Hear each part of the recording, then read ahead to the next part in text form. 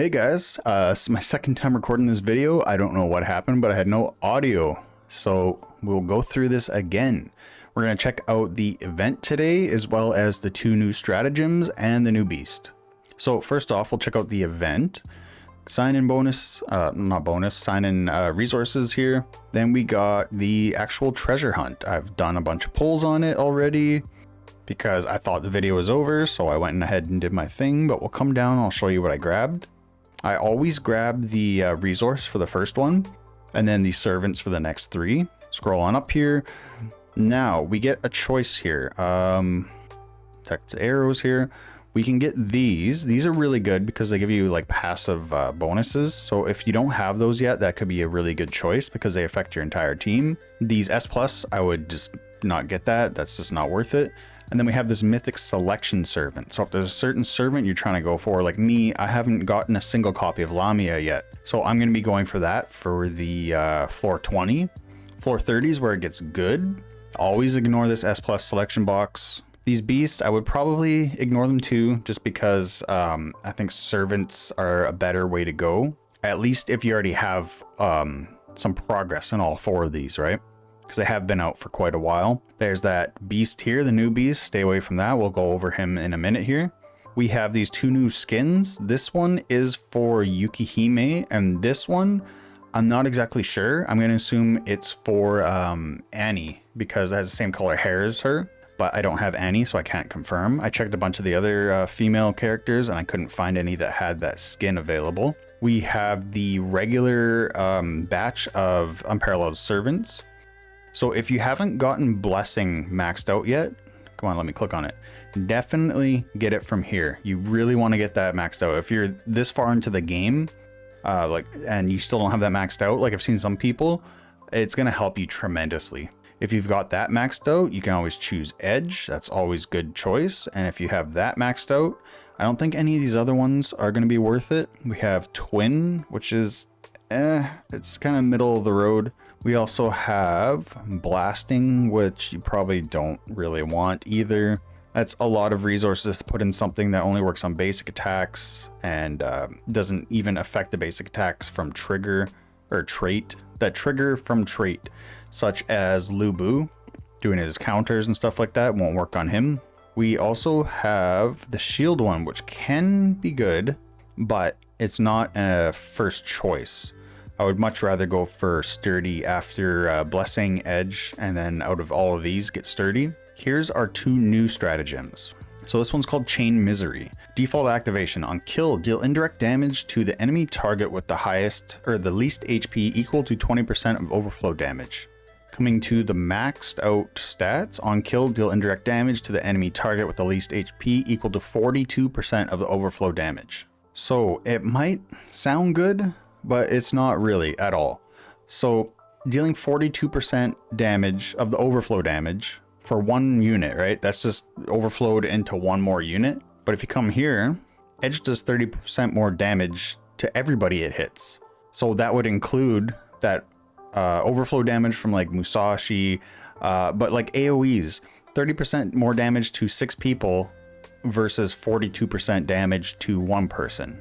It's just not nearly as good as it seems. Then we'll check out Mending. Before officially taking an action in a turn, excluding Pursuit and Counter, reduces damage taken by 16%. After officially taking an action in a turn, reduces damage by 8%. Come to Max.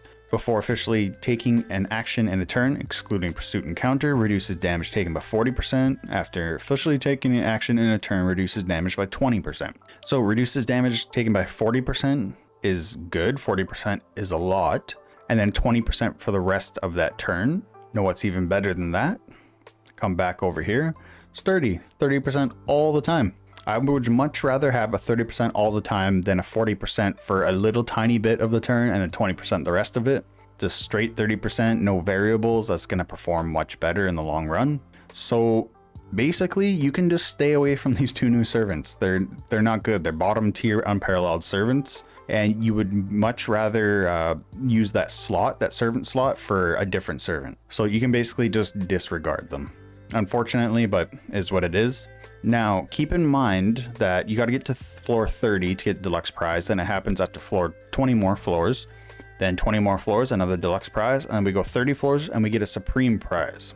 So that will include these red gems, which are really good. Some of them have really good passives, so let's check some of them out. 30% chance to lower rage of the enemy with the highest rage by 1. It's okay. Takes 40% less non-main target damage spread. So that would just like supremely nerf that stratagem that we were just talking about. That would take that 42% when it's maxed out and cut it down to like, what would that be, like 25%? As turn-ins, increase all allied officers damage by 12% for 2 turns. So like these are just much better than those stratagems from earlier. You could also grab this if you need some more of these. That's enough to go from Divine 5 to Unparalleled right there. These Codex Awakening Stones, that could be a choice. You probably want those Divine Awakening Stones more though. Got the Servant Awakening Stones. I'm not sure how many people have gotten to that Enlightenment tab on the Servants, and Beast Awakening Stones, I don't see a lot of people getting to that point either. This would be a good option because it has Colossus in there. So keep working on your Sundering Behemoth. If you got him maxed out, you could probably start on Empyrean General. Who else? The Mammoth, the Boa, Inferno Dragon, stuff like that. I've got a video in my playlist you can check out if you want to see what order you should be getting and leveling them up in. So that covers all of the rewards from there. I did get some packs here earlier. I bought a $5, a $3, and a $1. No, something like that. I'm not sure. What was it? Oh yeah, I got one of these 5, and then this would be the 3, and this would be the 1. And there are not only those, but we come to event pass here, and then we get 120 for 30 bucks. 5 of these, and I don't know why they didn't make them 10 packs. They're just the singles. But then we also get one of these. So if you're still working on your rune, like your morph, this will give you a like a voucher for a talisman basically. And if you're going to be buying this or even those packs, make sure to check out my affiliate code from Aptoweed. I got a link in the description below with a video showing you how to use it. You'll get 10 to 30% back on all your purchases that you can actually use to spend in game. And as you spend, you'll go up in rewards tiers. Like right now I'm at like 17% back for myself. And then periodically they actually have like events for the app coins that will get you an extra 5% back on your purchases. So it's basically like that lucky cat thing, but 24/7. You'll just be getting more back on your purchases. And talking about purchases, Recharge Gift Pack. This is really good. Make sure you're doing your $3 a day if you can afford it, if you're not playing free to play, because you will get, I think there was 3 of these. I think I grabbed one already. And then you get your 40 summons, 5 general orders, and then another one of these, which is great if you're still working on Morph. Checking out the boss. First things first, trait immune to single target damage. I've seen a lot of people wondering why their damage is so wacky in this. That's because this thing has a trait and it'll change every day. Sometimes it'll be immune to single target, sometimes AoE, stuff like that. So we did our 2 fights. We got ranked 20th place, which I thought was kind of weird because, come to the leaderboard, I'm actually 2nd place now. So I thought I'd get much higher than 20th place. So I checked here and it looks like this isn't just your server. So I thought it was, but we come to server 10. That's one of the earliest servers. And look at this guy's power. It's 2.5 billion. This guy has been dropping a buttload of money. He's a super whale. He's got unparalleled beasts here. They're past unparalleled, actually. This one's crown 3. Unparalleled 9 officers. He's got all the SP units maxed out. And he's just, I'd love to know how much this guy spent. That's crazy. 2.5 billion. That's actually, is that like 800 million more power than I have in Examcock, and we're several months ahead in that game. So I just thought that was crazy. So we checked out the event, we checked out the servants, now we'll check out the beast. Had a lot of people asking me about it, so here we go. Come to the skills. Unlock. Cast before the start of even number turn, applying Ember on self upon taking direct damage.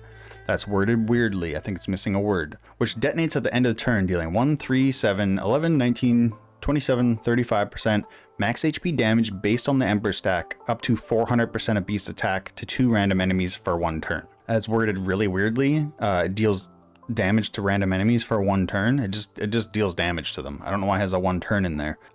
Even going from just unlock all the way up to Fame 2, you have to get to Fame 5 before it becomes undispellable. So all of this can all be dispelled, which is not good. We're gonna see more and more undispellable stuff and irresistible stuff. It's kind of a waste. Like, you could just easily get rid of it. Even Ares, like, he's not a very good unit. He could get rid of this. So at Fame 5, cast before start of even number turn, applying Undispellable Phoenix Flame, apply a stack of Missing Words, detonates at the end of the turn, dealing 12, 14, 18, 22, 30, 40, 50% max HP based on the Ember stack up to 400% of the beast's attack. To 4 random enemies for 1 turn. If Ember detonates at max stacks, the hero automatically applies a stack of Phoenix Flame to self next turn. So it looks like Phoenix Flame is the debuff, and then that applies a stack of Ember at the end of every turn. So it looks like dealing 50% of max HP based damage is going to be like really, really good, right? It is completely bottlenecked by the beast's attack. So if it could potentially deal like 500 million damage, but the beast's attack only allows it to deal 20 million damage, like it's not good. It sounds good, but it's not. Especially since you got to get it to Fame 5 before it even becomes undispellable. And I don't think you can even, like, even if you wanted to go crazy and just max it out right now, I don't think, yeah, because that's only for the basics. I don't even think you can get it that high right now. I think it'll take another month, I think, before there's a way to actually get enough copies to get it that high. So I guess to kind of recap here, Beast is bad, you can stay away from that. It's ranked about spot 8, I think, because we're gonna get 10 in total. We only have 8 right now. So once we get all those 10, it's about rank 8. So there's gonna be 2 worse than it. So it's pretty close to the bottom.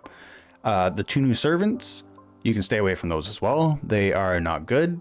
I'd much rather see just going even with the base set of unparalleled servants is better than them. And then the event, just make sure you're aware that there's that 100th floor that you can get to that has the extra stuff for the morph, because a lot of people, I don't think they really understand how strong morph is. I went way too far. So I guess you get that every 100 floors. I wonder how many floors there are. Let's check. 300. You don't even get a supreme prize at 300? No way. No way. The last 20 floors are just like that. Oh no, they should have given you like a crazy prize right here. They messed up big time there. Anyway, that's pretty much it. Like always, got any comments, leave them in the description below. If you plan on using my affiliate code, thank you, because it really helps out my channel, and I'll catch you next time. See ya.